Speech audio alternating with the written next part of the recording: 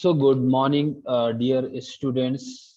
And today we are going to be discuss relationship between the elastic constants. Elastic constants is also some important parameter in strength of material. You already familiar with all elastic constants. So elastic constants are Young modulus, shear modulus, and modulus of rigidity. Okay, so we are trying to develop the relation between all three in this particular lecture, and these relationship is important not only for your RGPB examination or descriptive examination as well as for the competitive examination. So let's see the next slide. So this the first relationship between the elastic constant we are going to be discussing the relationship between um, the Young modulus and shear modulus. So you can see my left hand side there is a square. Okay, so the name this say A, B, C, and D. This is square is subjected to the shear force, shear stress. You can see here this is shear. Okay, so we are applying the load force in shear force in this phase and this phase and this phase and this phase. So after the deformation it's look like this. Okay, so let's see first discuss the about this ABC square. The consider a square element ABC under the action of simple shear stress. So shear stress is acting. The name of shear stress here notations for the shear stress is tau. ठीक है, उसका notation किससे करेंगे? This symbol is called tau. This is called a tau. The resultant distortion of elements shown in the figure 1b. Okay, this is so the distortion phase. It is distorted. The total change in the corner, you can see that this if this is a pi by 2 and this is a pi by 2 distortion, then total distortion would be pi plus minus. The however, for the convenience, the side AB may be considered as a fix shown in the this 1C. Let CE be a perpendicular to diagonal AC dash. Let's make you understand. Okay, suppose this is a square. You are applied the shear stress. ये वाला भी है, ये shear stress है, ये shear stress है. Shear stress always act on the surface. Okay, ये सारे के सारे हैं, ये वाला और this one also इस फेस में. So when the stress act, so definitely ये AC डायरेक्शन में इसमें आप देख लीजिए ये एक डिस्टॉर्शन विल हैपन. यहाँ पर एक डिस्टॉर्शन होगा and the new position of this square would be A, B dash, C dash, and D dash. Okay, and that distortion from the original shape, if suppose this pi by 2 here and pi by 2 here, so total distortion अगर हम करें तो it will be a 5 by 2 and 5 by 2, so it become 5 only. So हम क्या करने वाले हैं to make the easy the calculation को आसान करने के लिए हमने क्या किया, इस b को b डैश को खींच के b तक लेके आए. ओके, इसको हमने इस डिस्टॉर्शन को हमने कर दिया 0. सो ये 5/2 जाके इस 5/2 में जब ऐड होगा तो यहाँ टोटल डिस्टॉर्शन 5 के बराबर होगा. तो हमने to make the calculation easy हमने क्या किया, इसको इस तरह से इस b को b डैश को b से मैच करा दिया. ये देखो क्या किया हमने, उसको खींचा इधर. जैसे हम लोग खींचा तो देखो यहाँ पर क्या होने वाला है, c ऐसे हो जाएगा, a c डैश यहाँ आ जाएगा. ये c पहले वाले स्क्वायर का है, पहले वाला स्क्वायर तो हमने बनाया है फॉर द रेफरेंस पर्पज. ठीक है, सो हमको पता है, आप समझिए कि किसी भी ये वाला एंगल हमेशा 45 ही होगा, स्क्वायर है तो ये 45 डिग्री है यहाँ, तो वही हमने इसको लिख दिया, initial angle is the 45 original वाले का. Okay, so this angle will be 5 and this is also 5. दोनों साइड एंगल कितना हो जाएगा, 5 हो जाएगा. फिर यहाँ पर कुछ कैलकुलेशन करेंगे, then we will able to calculate the strain in the diagonal AC, how much strain and produce along the diagonal AC, इस AC के डायरेक्शन में कितना स्ट्रेन आया, हम उसको कैलकुलेट करने की कोशिश करते हैं। ठीक है, ये डायग्राम थोड़ा सा और समझते हैं, और ध्यान दीजिए, आप वो समझते हैं। मैंने क्या किया, हमने इसमें शेयर स्ट्रेस लगाया इस फेस पे, इस फेस पे, इस फेस पे, इस फेस में। देखो इन दोनों का डायरेक्शन इन डायरेक्शन इधर है, तो जब इधर तुम स्ट्रेस करोगे तो ये सी की तरफ बढ़ेगा और ये भाई साहब ए की तरफ। ठीक है, तो जो डिस्टॉर्शन शेप है, तो हमने ये नहीं माना ए वाले को फिक्स कर लिया और सारा चेंजेस हमने सी की तरफ दिखा दिया, इसको हिंज मान लिया। Are you getting my point? जब अगर हम इसको हिंज मान लें तो ये इधर की तरफ नहीं बढ़ेगा, तो इसका पूरा का पूरा इधर की तरफ जाएगा टुवर्ड द AC। ठीक है, तो distortion shape become like this, original shape is ABCD, distorted shape is A, B dash, C dash and D dash. If both side angle of distortion that how much, that is 5/2 and 5/2, for the to make the calculation easy, हमने क्या किया, B को B पे लाके match करा दिया, तो this angle will shift over here, तो it's become 5, so it's also become 5। ये हो गया, तो नया construction look like this। so this A, B, C and D, this is the original square, and A, B, C dash, D dash, that is the distorted one after applying this shear stress on the square। I hope you are getting my points। अब क्या किया हमने, देखो यहाँ से ये diagonal AC dash and diagonal AC, इन दोनों को मिला दिया, कोई दिक्कत नहीं है, उससे कोई दिक्कत नहीं है।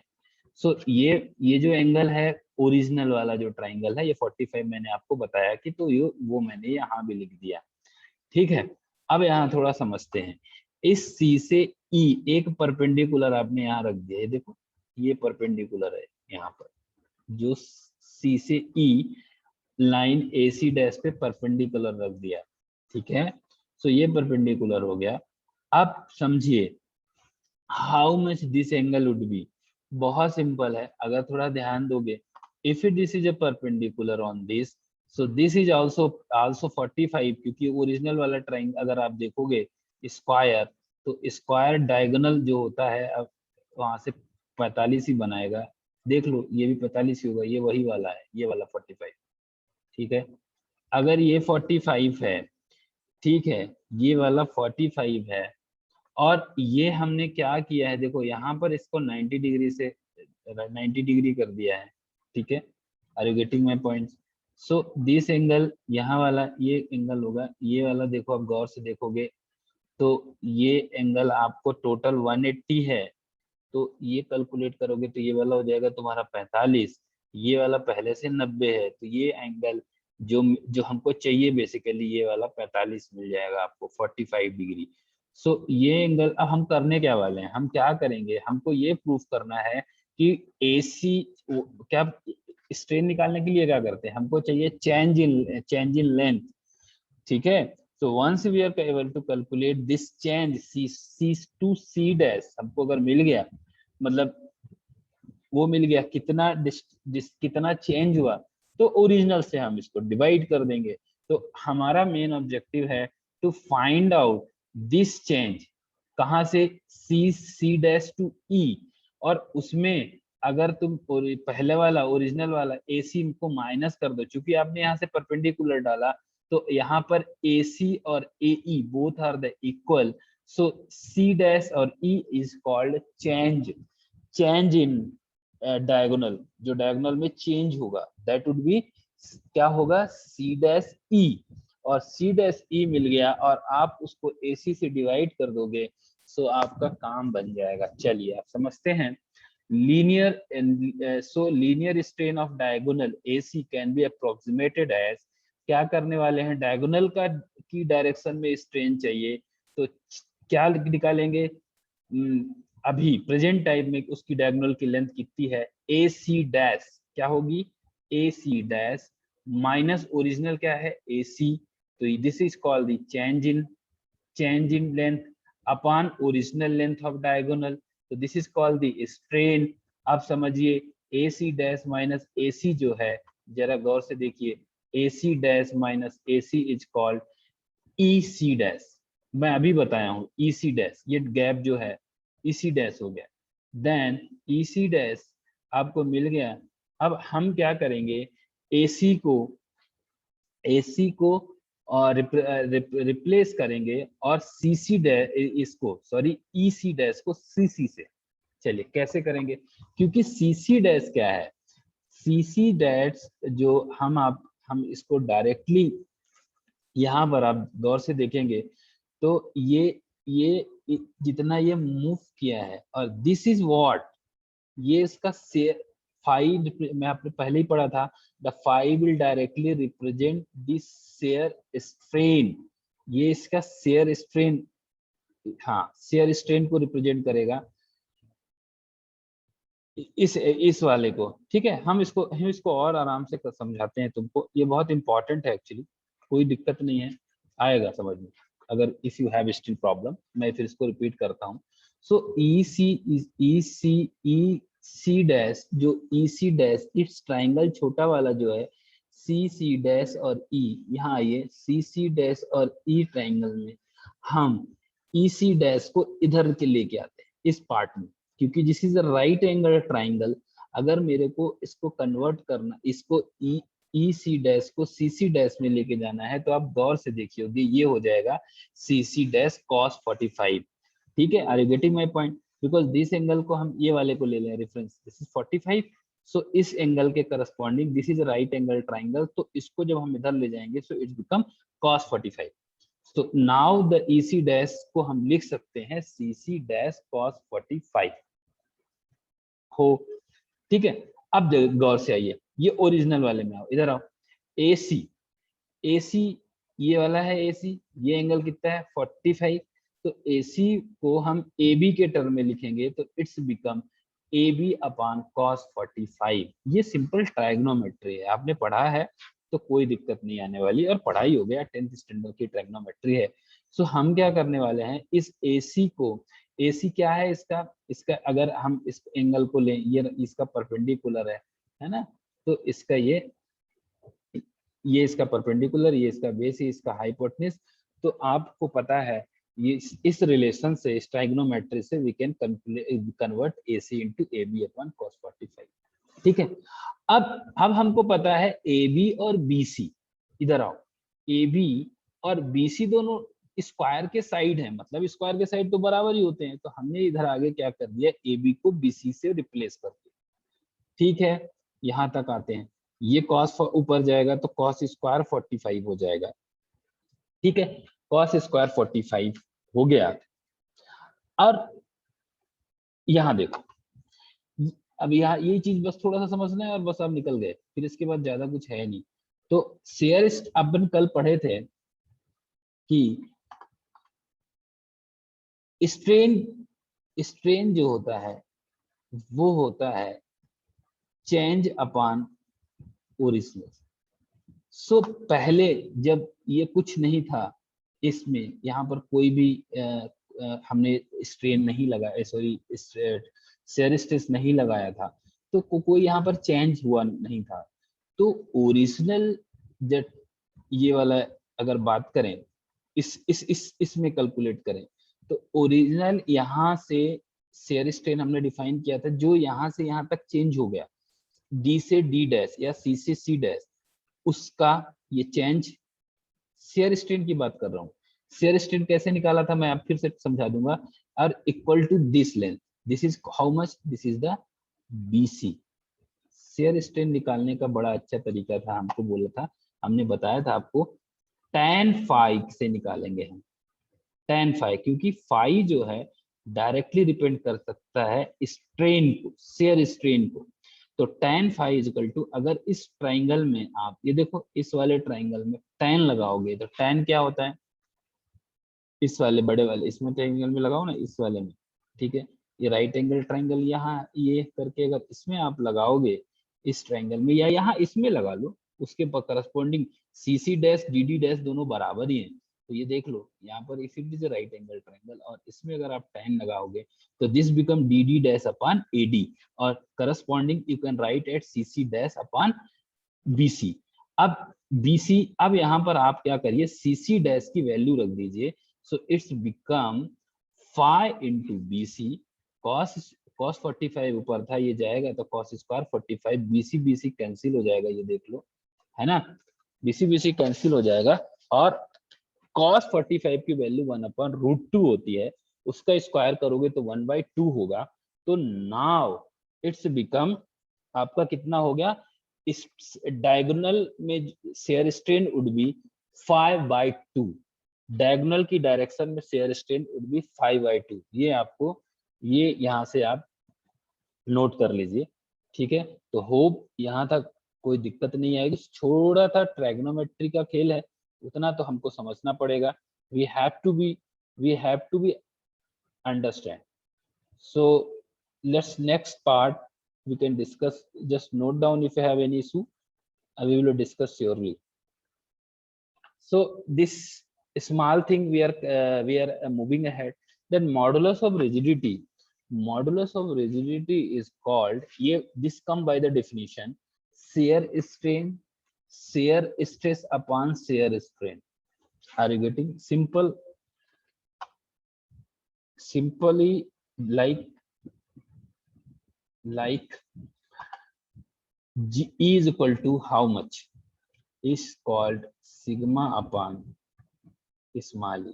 उसी की तरह ये किसके रिलेशन है, किसके बीच का, ये है आपका नॉर्मल स्ट्रेस स्ट्रेन के बीच का, ये है शेयर स्ट्रेस स्ट्रेन के बीच का रिलेशन। तो शेयर स्ट्रेन में जो यंग मॉडुलस है या इलास्टिक मॉडुलस है, इसको मॉडुलस ऑफ रिजिडिटी G से रिप्रेजेंट करते हैं। जो स्ट्रेस को हम शेयर टाउ से रिप्रेजेंट करते हैं और स्ट्रेन को हम फाई से रिप्रेजेंट करते हैं, ठीक है। ये तो हम फार्मूला से लिख दिया। और अभी देखिए ये E इज इक्वल टू, यहाँ अभी हमने निकाला इस लास्ट स्लाइड में, ये देखो E is equal to 5/2, E is equal to 5/2। आप यहाँ पर E ये वाली वैल्यू रख देंगे इसकी, देखो आइए यहाँ पर 5/2 तो हम 5 की वैल्यू रख देंगे यहाँ, तो 5 is equal to 2G, 5 is equal to, देखो जरा इसमें रख देंगे, क्या है हमारा E इज इक्वल टू 5/2 और यहाँ पर 5/2 है, तो 5 यहाँ ये 5/2 है, तो यहाँ पर भी 5/2 है, तो इसको इधर रखेंगे तो it's become tau upon 2G। इसको इधर रख देंगे तो इधर टाउ अपॉन G हो जाएगा, और वहाँ 5/2 है तो वहां पर 5 की वैल्यू रख देंगे, तो ये हो जाएगा टाउ अपॉन 2G। ये इक्वेशन नंबर 1। अब चलो, अगर ये चीज समझ में आई, कल ही पढ़ा है उसका कॉन्सेप्ट किसका, पाइजन्स रेशियो का। सो अब यहाँ आपको समझ में आना चाहिए। तो ये तो देखो, अब ये जो शेयर स्ट्रेस है, यहाँ मैं फिर से थोड़ा और इलेबोरेट करना चाहूंगा, यू विल बी डेफिनेटली। सो ये हमारा एक ये ट्राइंगुलर है, हमने यहाँ लगाया इसको शेयर स्ट्रेस, यहाँ। सो इस डायगोनल, ये डायगोनल इधर की तरफ बढ़ा, इधर लगा, लेकिन उसके कुछ इसका कंपोनेंट यहाँ भी आया, ये टाउ और इधर टेंशन, और इधर वाला इस डायगोनल में कंप्रेशन, तभी तो वो सी की तरफ जाएगा। जब ये एक दूसरे को टाउ खींचेंगे तब वो एसी की तरफ बढ़ेगा, और ये वाला कंप्रेस होगा तो ये लाइक शेप बनेगा आपका, है ना, kaju katli shape, you know, getting my point. So you like this, तो वैसा बन जाएगा। So we have equation number 1. So hence the linear strain in diagonal AC. So अब इस में linear strain we are going to be calculation, that would be, कैसे करने वाले हैं, ये वाला को मान लिया, ये वाला क्या है आपका लॉन्गिट्यूडनल इस direction. So longitudinal is tau upon E minus tau upon E minus, और ये वाला, ये देखो जरा, ये जो स्ट्रेन है दिस विल बी, ये जो टाउ पहले से ही लग रहा है उसमें, सो ये क्या करेगा, उसको कंप्रेस करेगा, ठीक है। सो इस वाले के कारण समझो, इस वाले के कारण, इस वाले के कारण इस डायरेक्शन, एसी के डायरेक्शन में कितना उसका कंपोनेंट स्ट्रेन का होगा, कल ही हमने देखा है। तो इट वुड बी, एक तो फॉर्मूला वो उसका माइनस, और दूसरा माइनस म्यू टाउ अपॉन ई। सो ये जाके ऐड हो जाएगा, तो यहाँ आ जाएगा E is equal to tau E one plus mu, E is equal to tau one plus mu, ये ऐड हो गया। अब यहाँ अभी इक्वेशन नंबर 1 में you can see that equation number 1 और equation number 2 को दोनों आपस में रखो, तो you will get the relation E is equal to 2g1 plus mu। so ये एक रिलेशन बन गया किसके बीच में, E और मॉडुलस ऑफ रिजिडिटी के बीच में। तो ये आपको याद रखना है, young modulus and modulus of rigidity के बीच में relation E is equal to 2g1 plus mu। ठीक है, ये हो गया।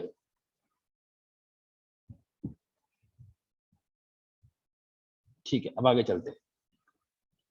The relationship between the young modulus and walk modulus. Walk modulus क्या होता है, वॉल्यूमेट्रिक स्ट्रेन। देखो जरा, वल्क मॉडुलस जो होता है इसको के से रिप्रेजेंट करते हैं, ये होता है volumetric stress, volumetric stress upon volumetric strain का जो रेशियो होता है उसको वल्क मॉडुलस कहते हैं। ठीक है, तो तीन तरह ये वाला कॉम्बिनेशन, एक शेयर स्ट्रेस और शेयर स्ट्रेन का जो मॉडुलस होगा वो कहलाता है modulus of rigidity. Volume stress and volume strain का जो मॉडुलस होगा वो वल्क मॉडुलस कहलाता है, और स्ट्रेस और स्ट्रेन का जो मॉडुलस है दैट कहलाता है यंग मॉडुलस। तो ये तीनों आपको याद रखने हैं। चलिए सिंपल, इसको जल्दी से हम इसको, अब आसान है, अब कोई ज्यादा टेक्नोमेट्री है ही नहीं पहले वाले रिलेशन। अब सिंपल सा है, एक क्यूब है, ये देख लो, ये क्यूब है, इसको हमने क्या किया है, देखो इसमें हमने प्रेशर लगा दिया, चारों तरफ से प्रेशर लगा दिया इस ब्लॉक पे। ठीक है, डायरेक्शन 1 2 3 तीनों डायरेक्शन से प्रेशर लगा दिया। Young modulus and Poisson ratio हमने मान लिया म्यू, और Young modulus is E। The principal strain in 3 axis are as follow. ठीक है, अब एक्सिस 1 की बात करूंगा, कल ही पढ़ा है ना इसको, 3 मॉडुलस यंग मॉडुलस कल ही पढ़ा है कि व्हेन द वन किसी एक एक्सिस में लॉन्गिट्यूडनल है तो उसके अदर वाले का क्या इफेक्ट होगा उस लॉन्गिट्यूडनल के डायरेक्शन में, कल ही वी हैव डिस्कस इट।